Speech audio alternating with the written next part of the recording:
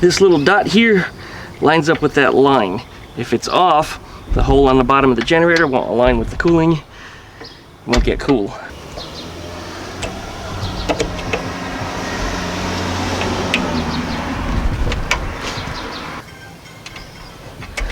Of course, there goes my work phone.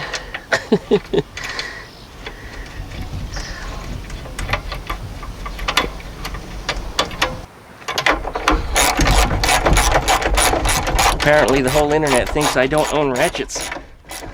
After the last video, where I still extensively used one, I was told that I don't have any. But you know how it is. The whole internet knows better than I do, even though it was in the video. There it goes.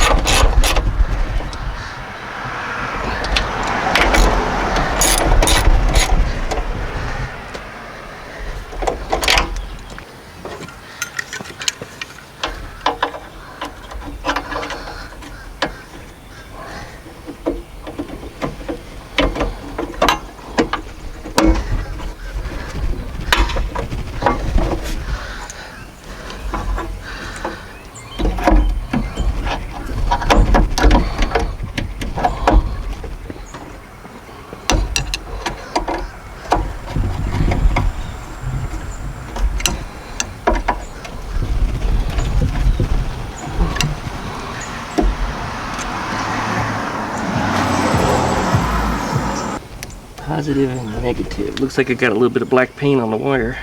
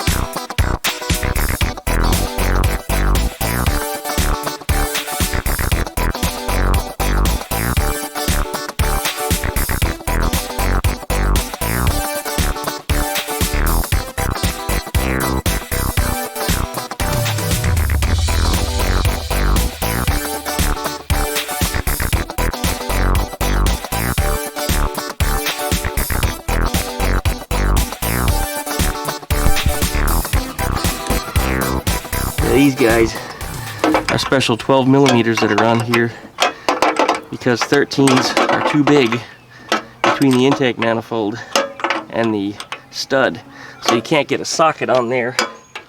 It's probably one of the reasons why people were ragging on me. You know, you need to use a ratchet. You can't fit a ratchet on here.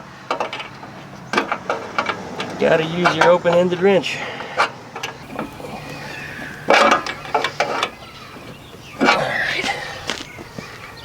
The other one. Oops. You know what I should have done before I put the damn pins on? I should have put the cylinder head temperature sensor back in there, but I didn't.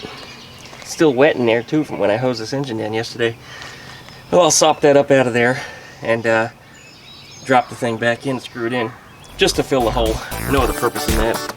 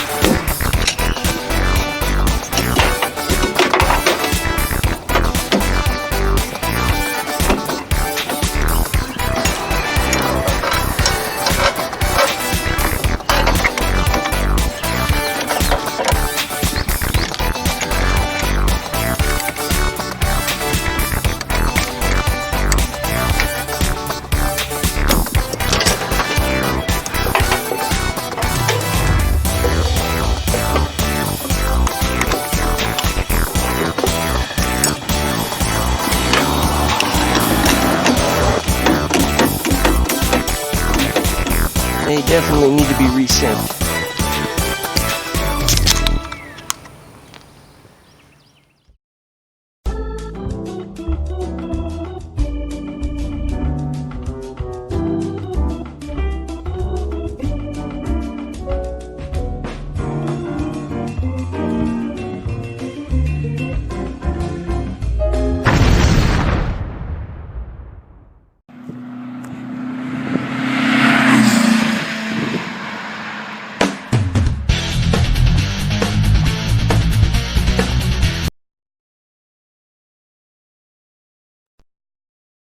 Welcome back to Duckman Cycles and VW Garage. I'm your host, the Duckman. We're back today with my 1968 Fastback, also known as Ruby.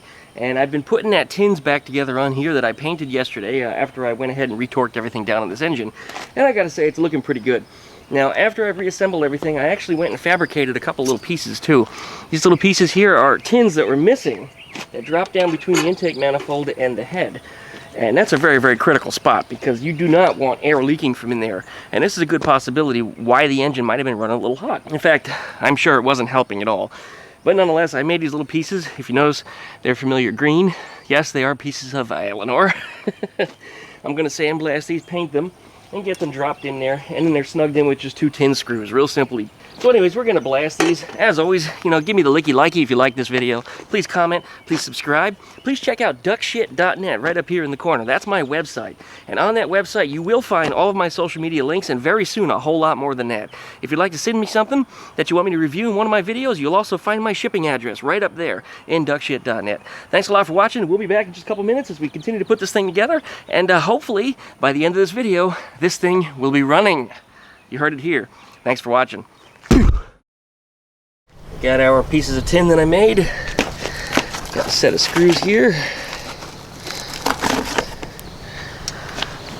Drop this sucker down around the back. Yeah, those cover quite a big air hole, which is probably one of the reasons why my carburetors are a little dirty on the outside, or stained anyway, because the dust storm that comes out of there goes directly onto the intake manifolds, which of course heats the carburetors. Which isn't good for that either. It causes your fuel to boil over, which is something I was experiencing. You know, I probably should screw that in the opposite way because the metal is bent a little bit. That way it'll snap shut instead of the way it's going on right now. Let's see. Alright, try that again.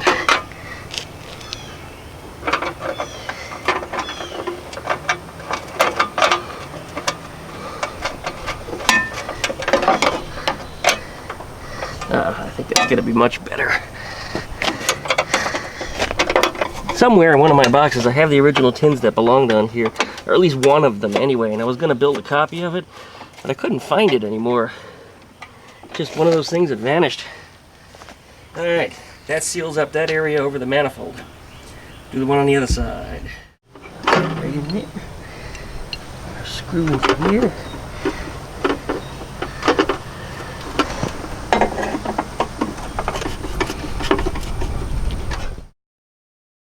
Alright, you can see what I've done here. This metal plate that I've put in gives me the ability to now put the spark plug wire on and push the rubber grommet into place as it's supposed to, and seals the air into the head where it's supposed to be, rather than leaking out of this big area that was above it. I mean, that was a really big gaping hole, so that's no longer going to be an issue. Fantastic. Well, the sun has moved itself between the trees. I don't know if you can see it up there, but it's between the 2 trees and it's just beating the crap out of me. So I'm going to step out of the sun for a little bit. We'll be back in just a bit. Alright, we are back in the shade. Anyways, I got my time lapse set up. We're going to adjust the valves real quick. Should be relatively simple. You guys have seen me do it before, so I'm just going to time lapse right through it. Here we go.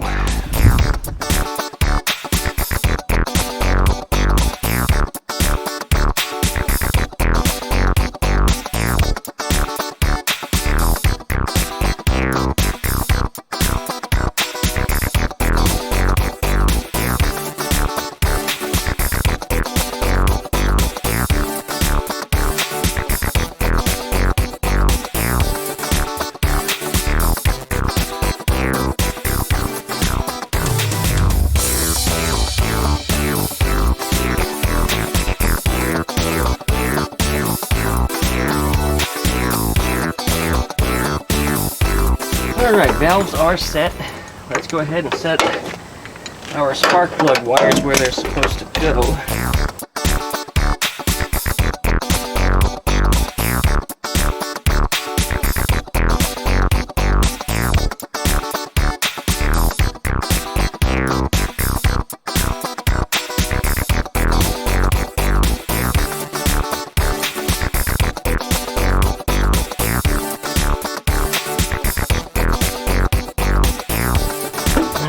Can't believe how dirty everything is already, just collecting the dust from out here. Alright, I think it's ready to install. Alright, here it goes.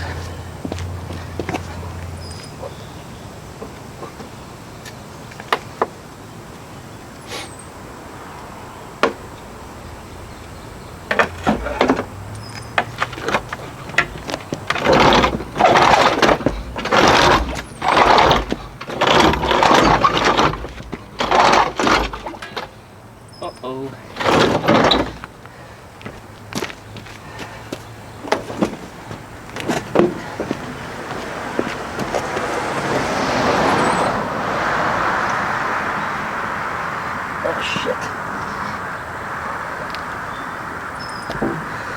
Alright, technical difficulty. I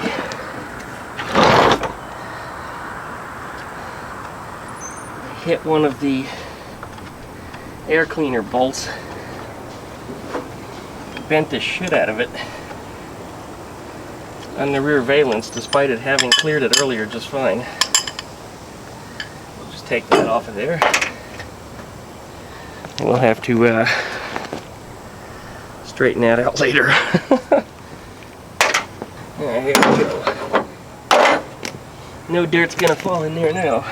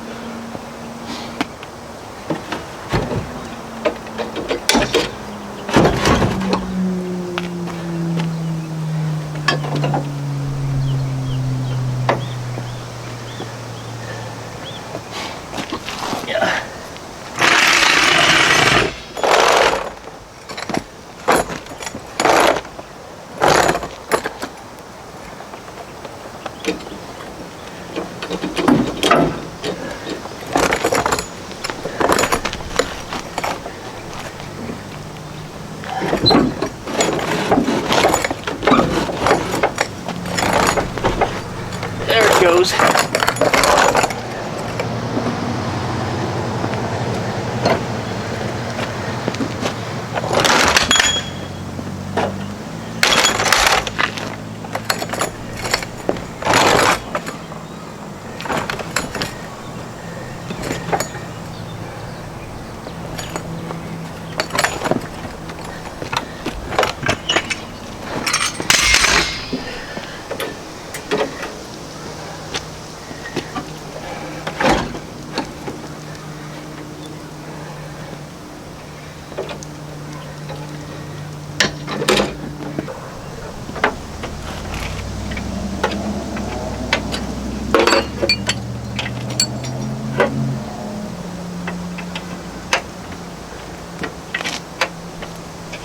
Now this would be a good bolt to put the ratchet on.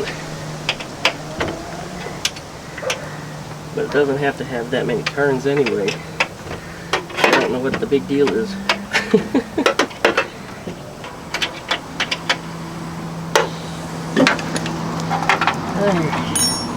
On the other side here. Get the fuel line way in the way, of course.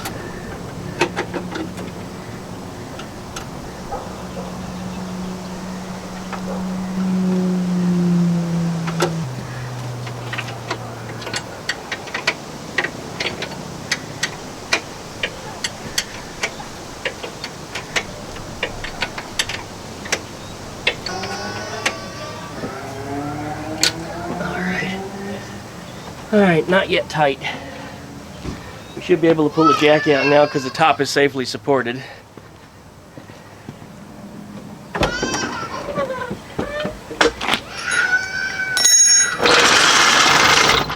Effectively, the engine is in. Alright, looking inside of here, things certainly look a lot cleaner and a lot nicer than they did. I'm really happy with the work that I did here. Now that I know everything is snug and tight on this car all over again. Valves should be adjusted properly. Everything is great. I'm noticing the swing axle boots are on wrong. I never noticed that before. But all the bolts are facing up. They need to either face forward or backwards, never up. And the reason why is because that flange where they bolt together actually is not designed to flex. When the swing axles go up and down, it bends them and then they crack. I'm probably going to eventually have to replace those, or at least fix them before they split, but that's another job for another day.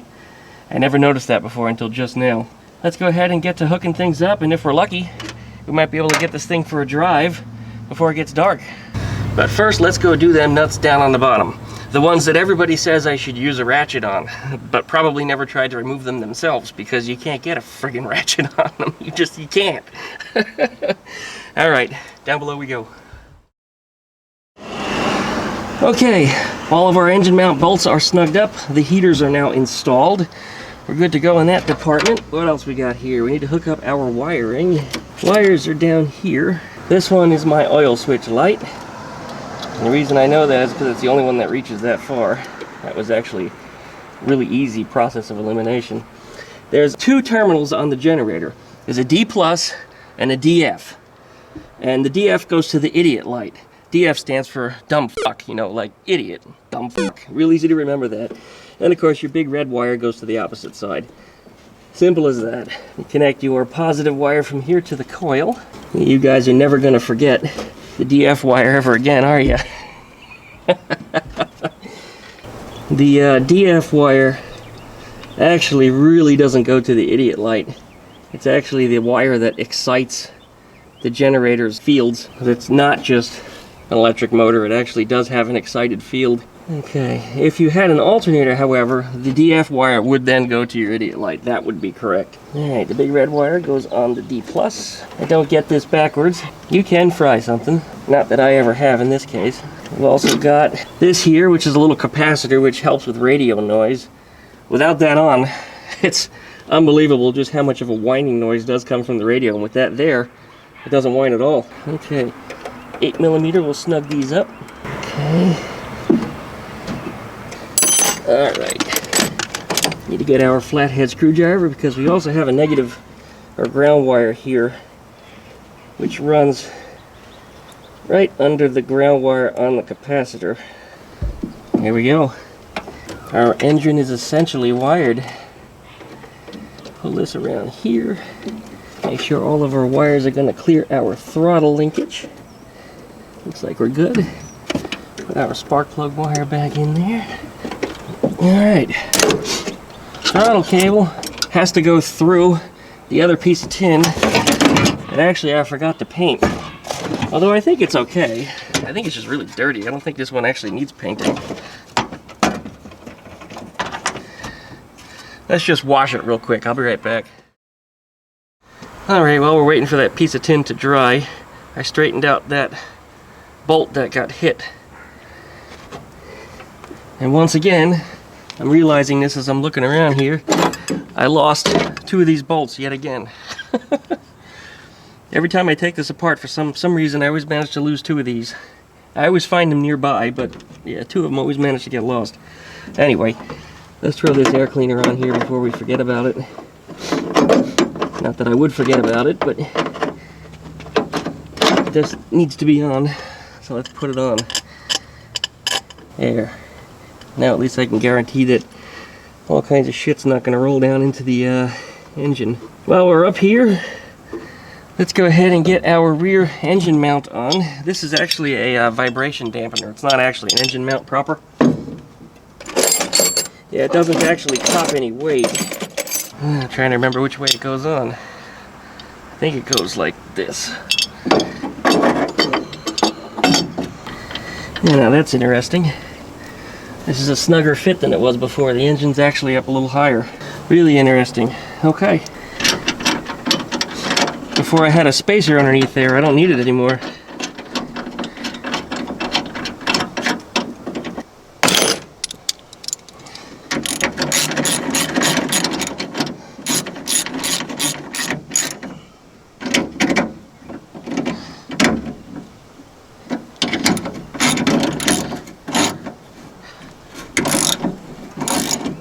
I ran this engine, or this whole car, without that rear mount in for a few years. One day I decided to go ahead and put one in. I was surprised at just how much it dampened the vibration in the car. It actually does what it's supposed to do. It stops that engine from, well, flexing this way. That way it's got a little something to hang on in the back. Man, this engine looks great. It's so dusty already though. I mean, it hasn't even been exposed to the air for, geez, I don't know, since I painted it, what, 24 hours? Not even 24 hours? And it's already it's covered in dust. Unbelievable. Let's go ahead and throw our bellows back in here. We got this one. And then we got the one for our oil filler also. I think it's in here too. Yep, there it is. This is important here. This is the one that connects to the dipstick hole. And we need to connect this back on there. Good, it stayed clean inside. That was a concern. I just kind of threw it in the car, but it could have got dirt in there and it didn't. Okay, pull our little cap off. It was funny just how well that fits over it. It was like it was meant to be. Okay, one snug boot. Got our dipstick. Make sure it's clean. And put him right back down in there. Fantastic. The big bellows. This one connects this way. The big end goes to the body and the small end goes to the engine. What the hell was that? Oh, it was my GoPro. It got pissed off. I guess it was still recording from earlier when it fell down. Let's just go ahead and get that out the way.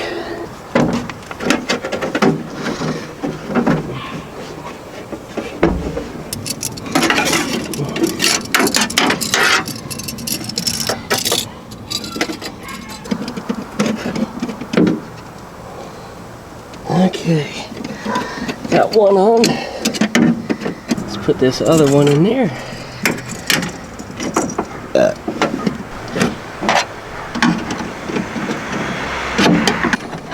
Ow. Ow! Ooh, that took a little skin off. Not bleeding yet, but it will. Let's go check our tin for the back, but I think all that's left is throttle cable, fuel lines, and sync up the carburetors. Yeah, it doesn't look too bad. I probably should have painted it, but you know, I think we can get away with it just as is. Alright, it goes in like this.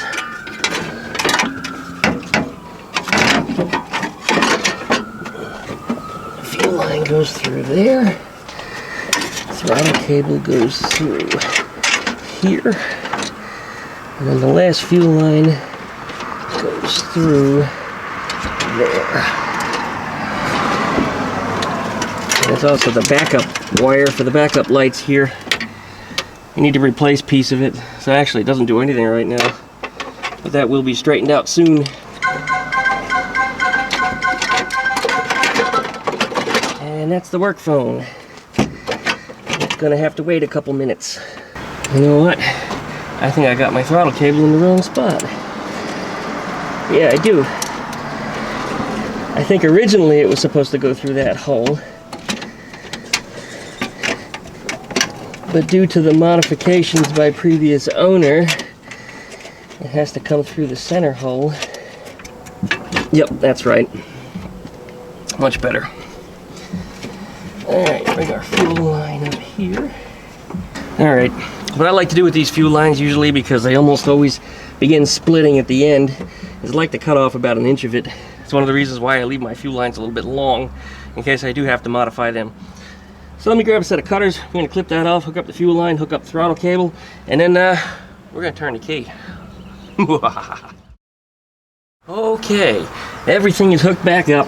I went ahead and I moved the throttle linkage from here, about 3 inches to the left to here, and then pulled the throttle cable back through the firewall tin like it's supposed to be from factory, and everything just fit better that way. That's actually where it belongs, and that actually makes more sense, and the throttle cable is exactly the right length. And these damn mosquitoes are everywhere today. Okay, let's go ahead and hook up the battery, and let's see what happens. Could be fun. Maybe something will blow up. I think a little bit of water got down in the fan when I was cleaning it off, so it might make a little noise. Throw a little water around. First, let's check for fuel leaks. We have an electric fuel pump. I don't know if you can hear it, but I can hear the floats. Yeah, I can hear the floats moving. I hear fuel flowing. I do a full circulation system. Even though you don't need that for carburetors, I set it up that way anyway, to bleed off residual pressure when I shut the ignition off. Okay, I don't see any leaks and I don't smell any gas. Let's do it.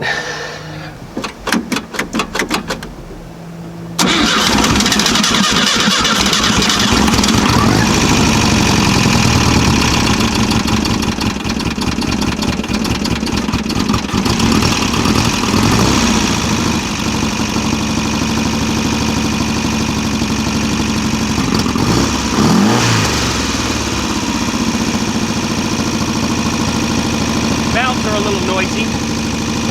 I probably messed up when I adjusted them, but it's running.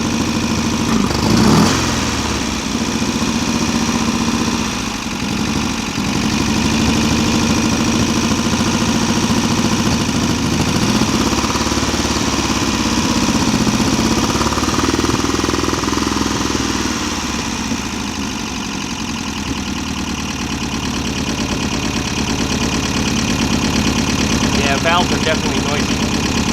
And you see the steam coming off the water in the in the system.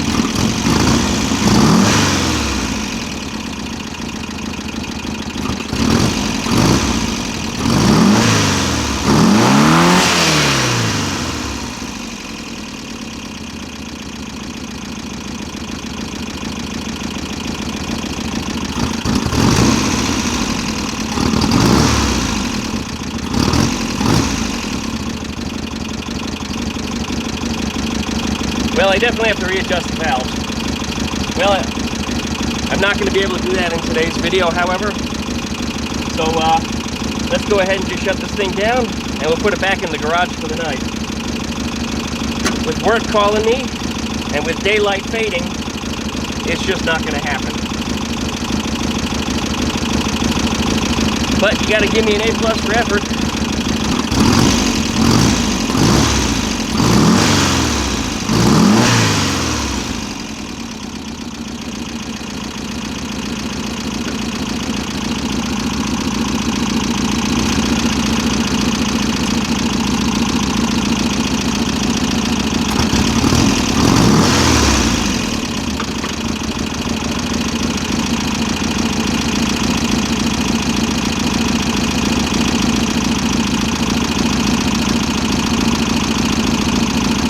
At least there's no oil leaking.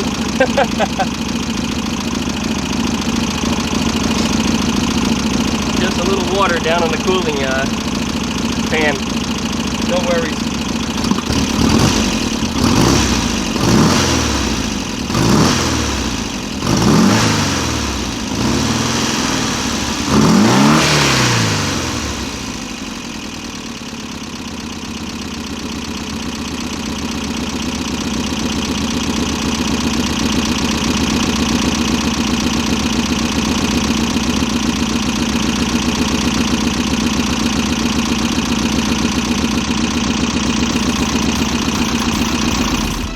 Well, that's it for today. Thanks for watching. Give me a licky likey for getting that thing running.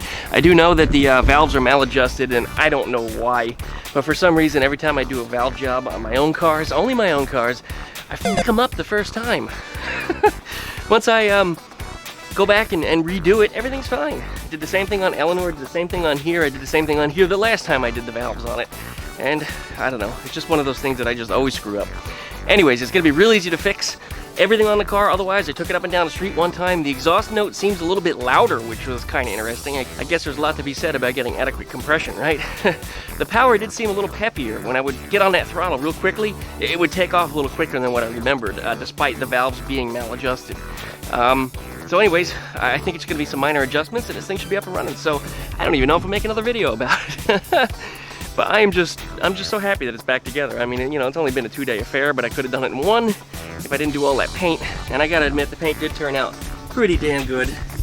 Pretty damn good. I mean, it's way ahead of where it was. It's certainly not perfect. Like, there was some business over here where it started to wrinkle a little bit. And despite wrinkling, it still held its color okay, and it's not peeling. It just looks a little wrinkly. I don't know why it did that. I cleaned everything, I degreased it, I brushed it down, you know the works. I did it, and it just didn't stick that well. It's only that silver shit and only on the magnesium parts.